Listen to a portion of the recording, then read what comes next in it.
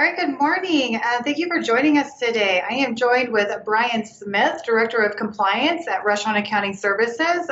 Thanks so much for joining us today, Brian. We're here to talk about balancing PPP and ERTC in 2021. So let's just jump right into this. What has changed for PPP borrowers in regards to the Employee Retention Tax Credit, or ERTC? Well, Sydney, there have been a number of changes to the ERTC, but the biggest change to me is the fact that PPP borrowers can now qualify for the ERTC. In 2021, the ERTC can be claimed for wages paid in Q1 and Q2. That's great news. And then in 2021, the requirements to qualify for the ERTC have also been updated to allow more businesses to qualify, and that is on top of allowing PP borrowers to claim the ERTC. And also, just lots of changes, lots of good changes for businesses. The eligible wage amount has been increased to $10,000 per quarter, where in 2020 it was $10,000 per year. And this is per employee, by the way. And the credit is now 70% of those eligible wages, whereas in 2020 it was 50%. So lots have changed with the ERTC and PPP.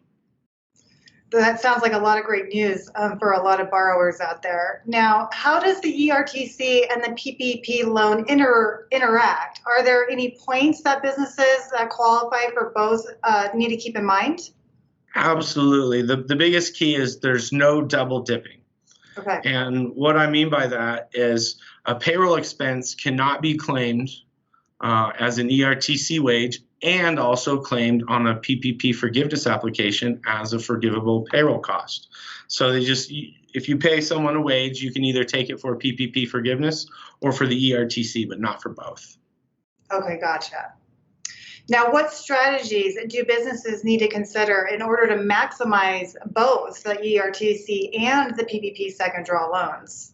Now, there are a lot of things to consider, and of course, every borrower situation is going to be different. So there's no one size fits all for this question, but some of the strategies are to be, you could delay the PPP loan to allow more of Q1 wages to go towards ERTC.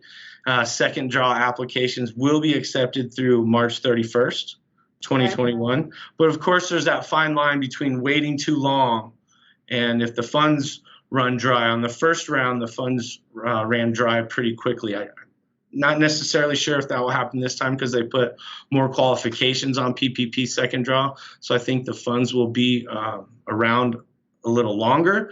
But will they be available till March 31st? No one knows that. So you got to balance holding off on getting your PPP loan with will the funds run out? And of course, that's the worst case scenario, but it's something that every borrower needs to think about when they're deciding when to apply for a PPP second draw.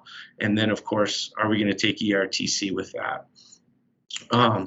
Second part of that strategy is to shoot for 60% payroll cost on your second draw loan. This will allow more wages to be eligible for ERTC, and hitting that 60% non-payroll cost should not be a problem for PPP second draw because they've greatly expanded the definition of non-payroll costs to include what they call supplier costs, basically inventory, perishable goods, your food. So if you're allowed to have perishable goods inventory count towards non-payroll costs, that 40% should not be a problem. So if you keep your payroll cost to 60%, non-payroll cost 40%, that will leave much more wages for ERTC.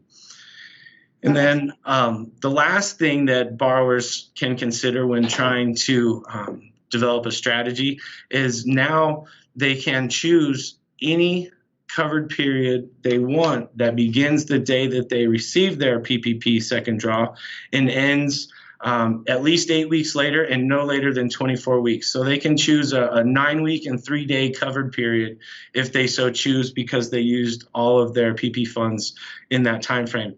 And that really allows the businesses to separate the time frames that they're using for PPP and the timeframes that they're using for ERTC, and that will really maximize the amount of wages that are eligible for ERTC.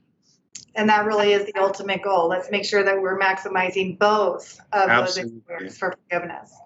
Now, that's a lot to digest, so thank you, Brian, for breaking that down for us. Just one last thing. I'm curious if there are any differences in the tax treatment of the ERTC and the PPP forgiveness. There is. The money received from both the PPP and the ERTC are tax-free, so those are the same between both programs.